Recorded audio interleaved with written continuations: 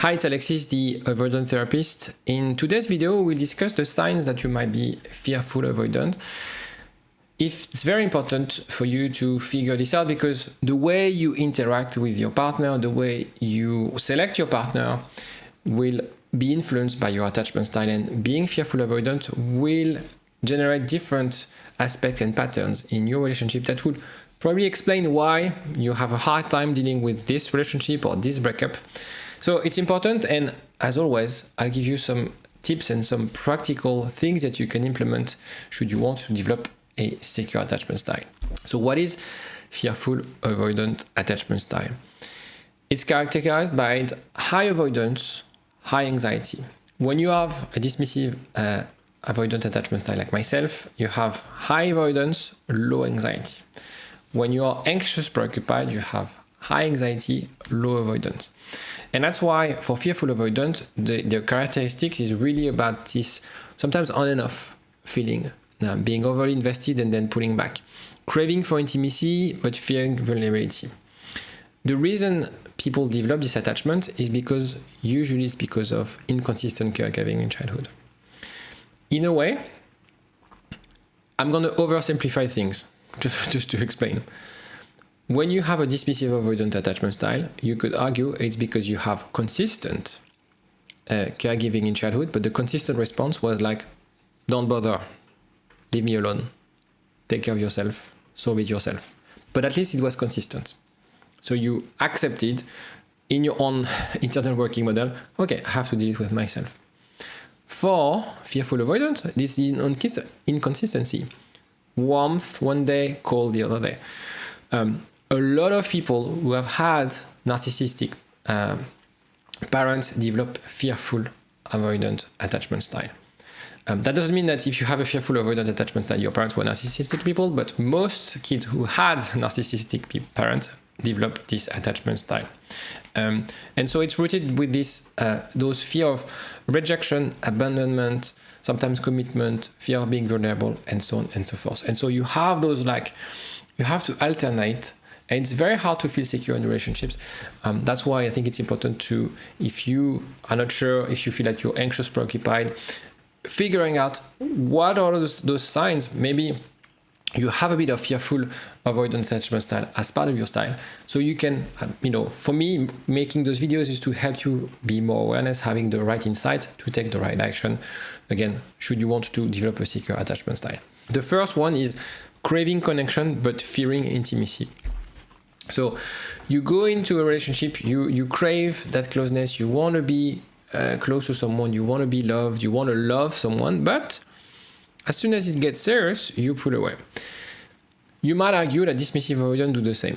The thing is, dismissive avoidant people, like myself, we would pull away, not because we are scared that the other one will hurt us. We don't have this belief.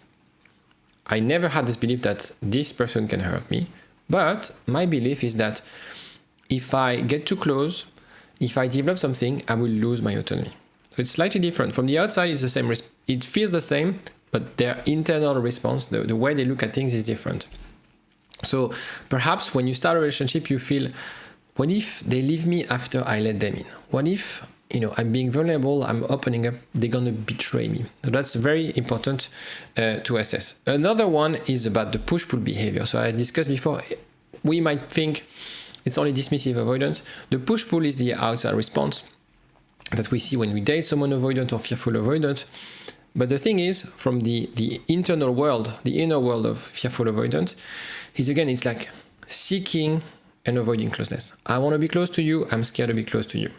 I want to be affectionate, but I'm scared to be affectionate. And so you're confused with those two things.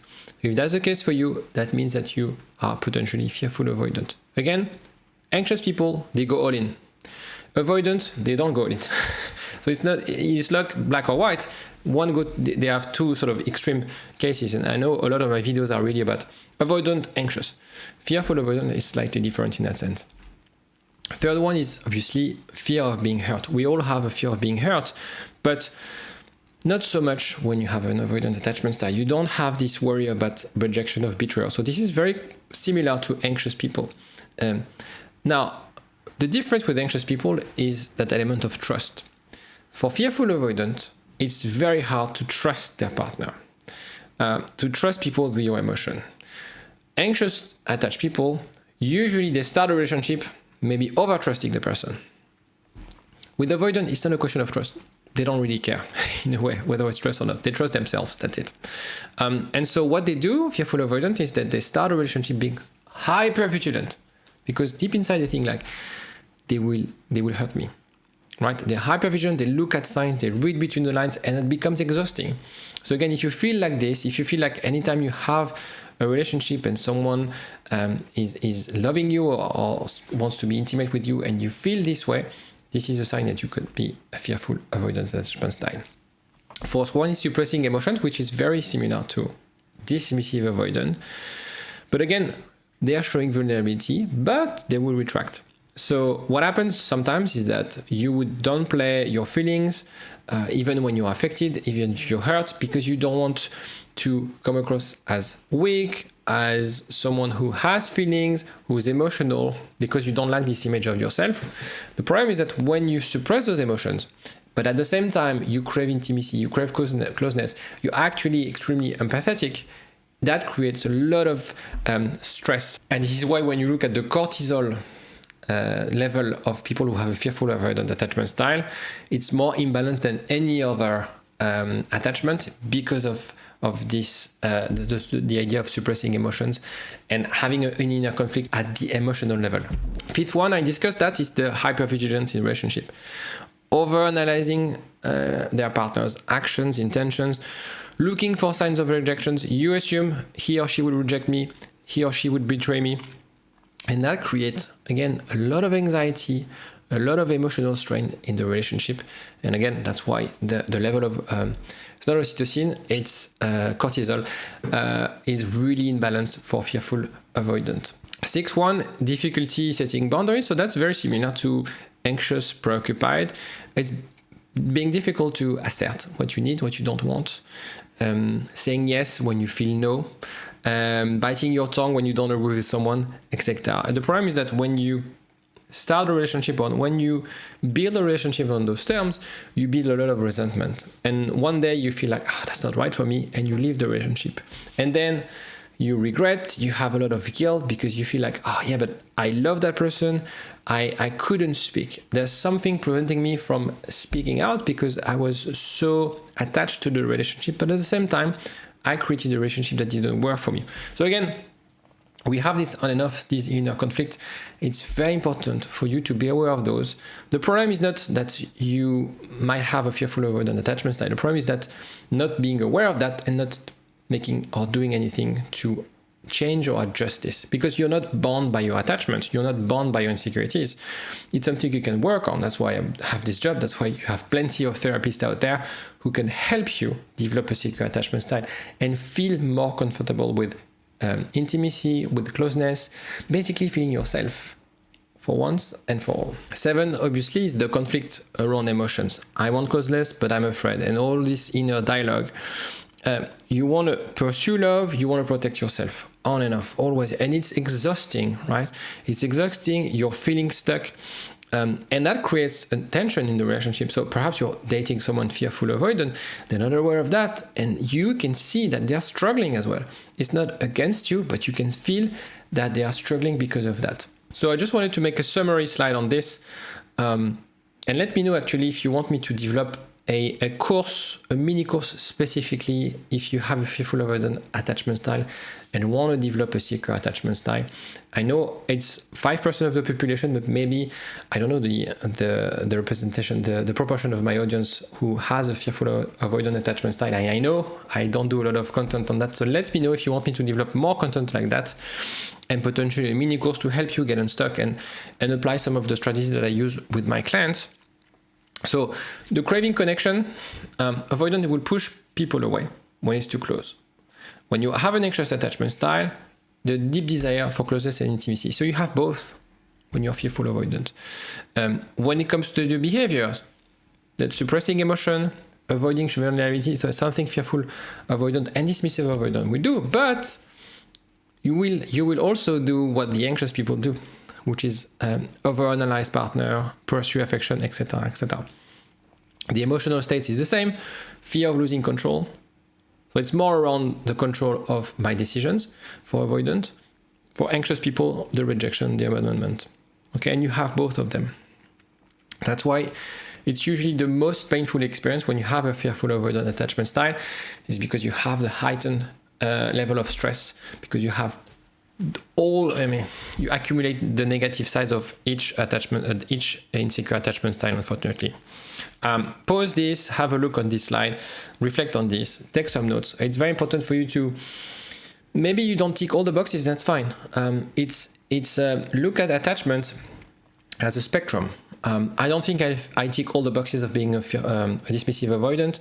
Some aspect of me have some aspect of anxious attachment style. Look at it as a spectrum, play with it, be more, reflect more on the things that are helping you, things that are keeping you stuck, things that you need to develop, things you need to learn. Again, do it as someone who's doing a study, analyzing a specific problem. It's a bit of a bad image, you're the problem to solve. But when you have this analytical outlook on things, that helps you to actually remove that emotional impact on how you look at things. If you're more analytical, you can also plan and be more proactive on how you analyze and process things. So how can you heal? Recognize the patterns.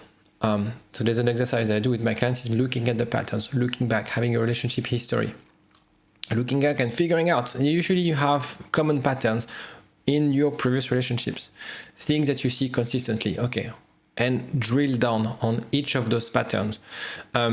Another element which is to help you with the stress level is like the self-soothing element, to reduce that anxiety. Then there's around trust. So maybe this element of building trust is not possible with your current partner, because that happens.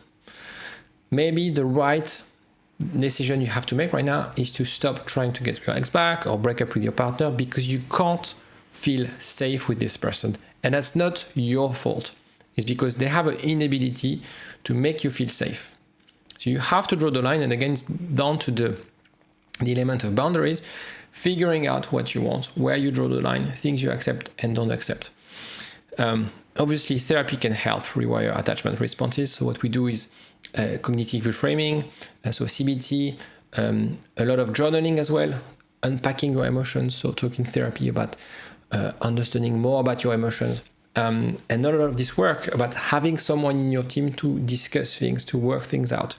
If you want some help on a regular basis and want to recognize the patterns, work on those patterns, and develop that secure attachment style, get in touch with Elizabeth. There's a link in the description where you can book a call with her. She will explain and give you, I would say, a personalized plan on what you need to do. And then you discuss whether you want to work with her or not. The point is to really take it seriously with intention, having someone who has experience doing that to help you step away from those patterns that are actually not helping you and prevent you from having the right relationship. If you have any question on this, let me know in the comment section, and I'll see you next time. Bye-bye.